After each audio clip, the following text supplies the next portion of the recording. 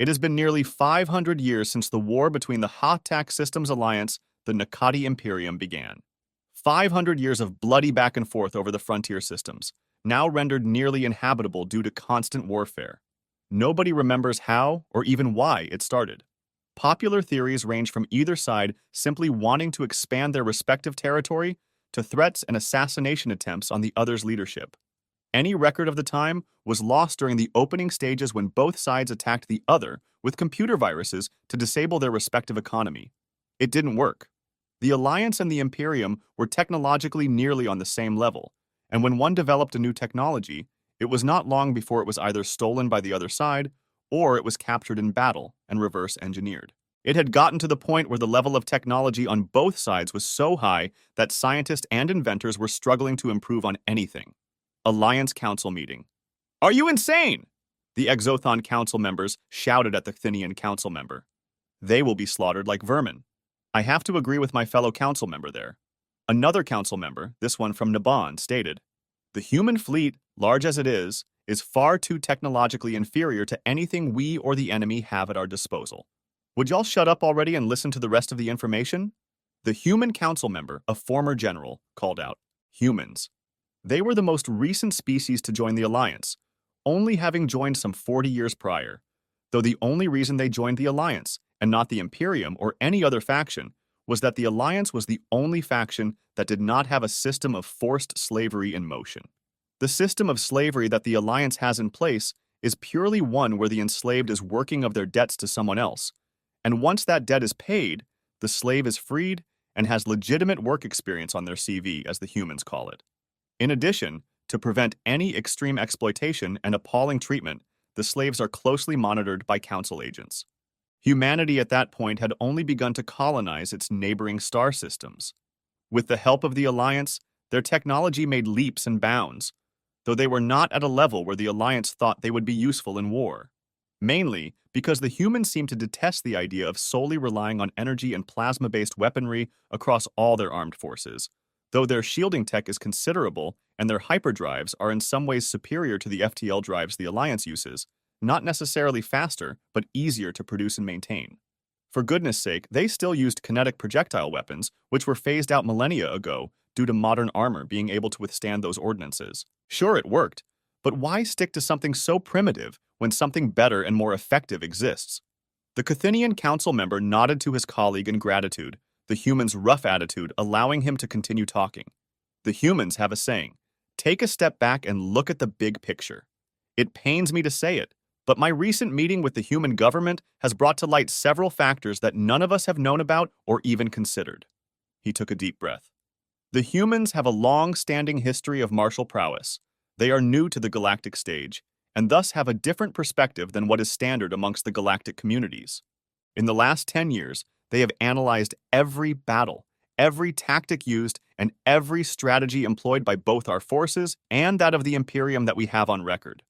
They have come up with hundreds of different strategies that we never even thought of in the last month alone. Their combat doctrine differs greatly from our own. He looked around the Great Hall, looking at the dozens of individuals staring right back. Remember that one time we invited the humans to a war game? How one single human division managed to hold off against 4 of our divisions despite the disparity in technology. How they held the line whilst their allies fled the field. Several council members either flinched or grimaced at the reminder. It had been a slaughter. Oh, those guys were fresh trainees, not our veteran stock, the human commented. If our fresh trainees are capable of doing all that, what's stopping y'all from accepting the Cthinian council member's proposal? Why not let us prove our mettle? The man lit his cigarette. Unless you don't want us to show how inadequate your military really is. Even if we call on you now, it will take months, or even years until. Another council member began. 3 weeks. The human interrupted him, stunning everyone, even the Cthinian council member. In 3 weeks, we will have a fleet ready for departure. That fast enough for y'all? Numbly, the council member sat down. Good. I gotta go make a call. See y'all in a bit, the human said, extinguishing his cigarette on his boot and left towards the communications center. All right, who is going to support the humans?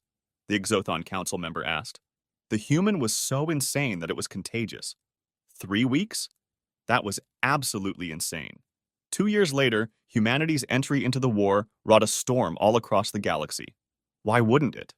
It took the humans around 2 months to breach the defenses of the most heavily defended cities on one of the frontier planets, another month for them to capture its spaceport, and then another 2 weeks to sort through all the soldiers who gave up after their lifeline was severed. All the while, the human fleet fought for dominance, and it became clear why that human council member was so insane, no, so sure of the odds.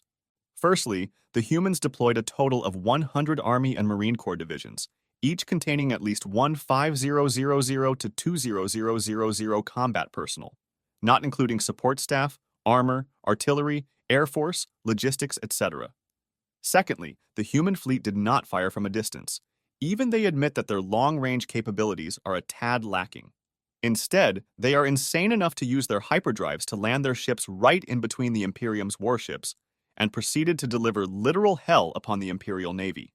Thirdly, what no one, other than the humans and maybe a few other young species, realized was that over the centuries following the abandonment of kinetic weapons in favor for energy-based weapons, the armor that had at one point been impervious to any sort of small kinetic fire had slowly been replaced by armor specifically designed for energy weapons.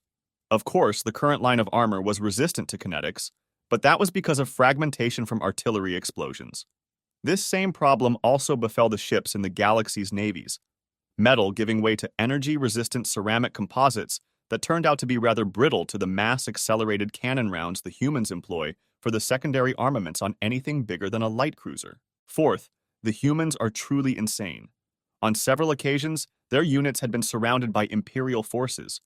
Standard procedure dictates that they ought to surrender. Try telling that to a human, especially one from Ireland who just had his whiskey flask shot out of his hand. That particular battle was at most a Pyrrhic victory for the Imperium. In the last 2 years, the former frontier systems had become silent, if one were to ignore the terraforming vessels approaching and leaving the systems that is. The irony. The Imperium and the Alliance had invested so much energy and resources into those frontier systems that every one of their worlds, except for the numerous homeworlds, had little to nothing in the way of a defensive installation, which leads to the last little detail the humans made known. Because whilst the galaxy was distracted by the fireworks, as the humans called it, small, nimble human flotillas began raiding systems deep within Imperium space, even momentarily appearing above the Imperium capital, destroying an orbital shipyard, then disappearing. Now, the Imperium and the Alliance met to discuss terms, with the former trying desperately to ban the humans' user of their kinetic weapons. The human representatives just laughed before stating, "Hey, our guns work just fine. It's you guys who had forgotten how effective they can be. Why change something that works after all?"